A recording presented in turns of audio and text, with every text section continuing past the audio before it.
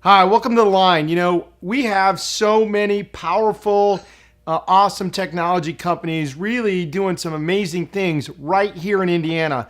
And I know I'm a Hoosier transplant, and I'm actually talking to one today. Tim Harvey has been the CFO of Angie's List. He's been in the Valley. He's now the CFO for Scale Computing, one of the coolest data storage companies to really come out of the Midwest, if not the entire nation. And Scale's really kind of throwing a ripple at this. They've got a real disruptive platform that they're launching. And I've been lucky enough to score Tim to come on the show and talk about what Scale's doing right now. Tim, what are you guys doing over there? Well, thanks, Joe. We're actually on a pretty exciting new platform in the hyper-converged infrastructure space. The company's legacy in 2009 was set up as a virtualized storage company. And since then, in the last couple of years, the market kind of pushed the team, and their vision all along was to create a virtualized complete server stack. Okay. And that's what we offer now. So about a year and a half ago, released a new product platform, really reset the company, kind of a pivot, if you will, technology-wise. And what we do is we have a single blade, and these come in clusters of 3. But these 3 individual blades create a complete infrastructure stack where you've got the server and the storage layers completely virtualized, and it provides a tremendous amount of redundancy and protection for the data. Easy to manage and extremely easy to use interface. And so our target market is the SMB space.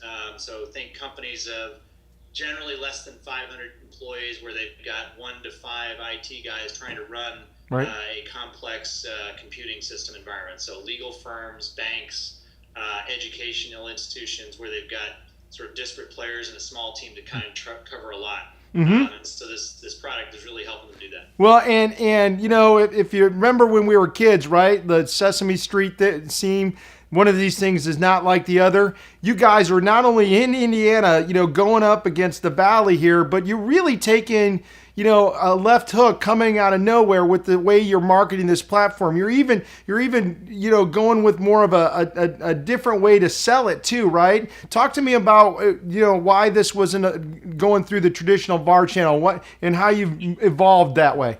Yeah, no, great question. So as a storage company, we had been a channel play, right? Storage is an easy item for a VAR to put into a complete solution, you know, servers, storage, network. As this new infrastructure stack, you know, the early stage, it's a new paradigm. And so people have to kind of understand what it is we're talking about with this very simple to use infrastructure. And so as a result, we've learned over the last year or so, we have to do a lot more direct selling to sort of evangelize this. Right.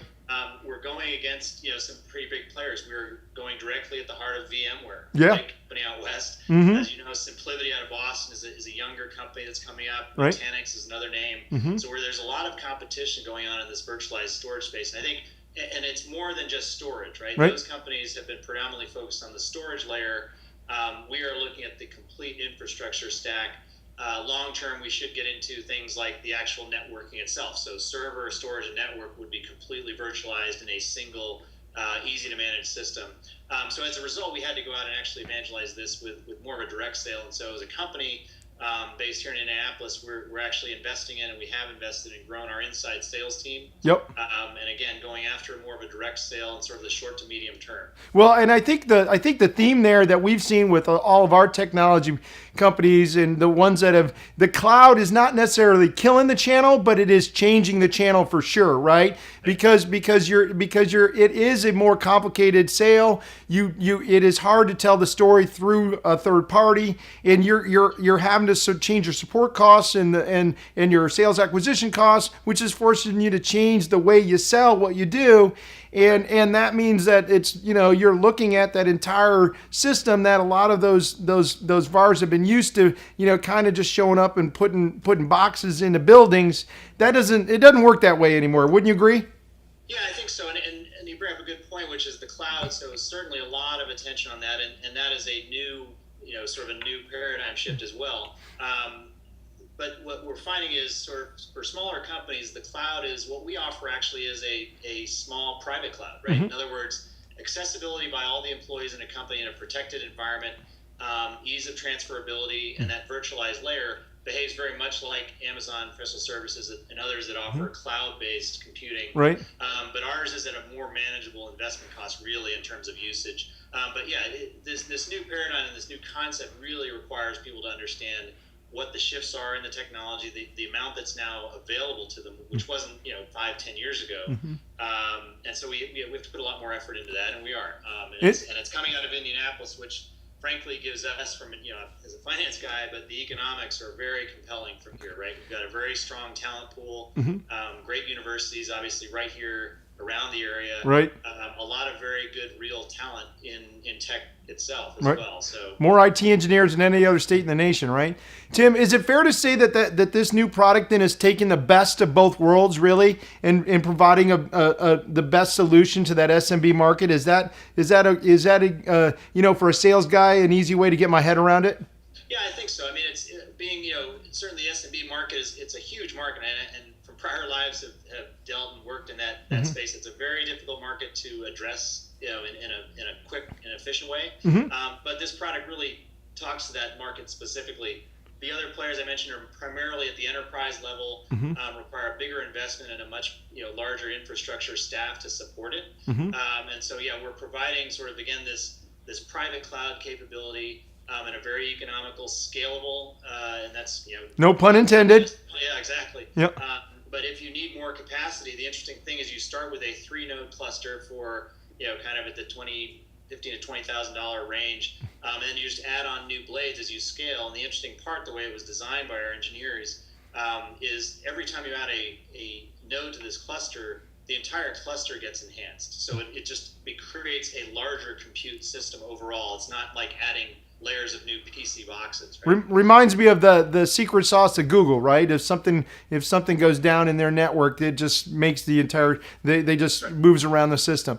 That's right, and it optimizes around. Right. Tim, you got a really unique background. If I could change gears on you a little bit, you came from the Valley. You're now in, Indiana. You made the decision to stay. I love what Scale's doing, and I know how hard as a technology company it is to come, from the third coast and compete against the other coast, right? What made you stay? What made Indiana the home?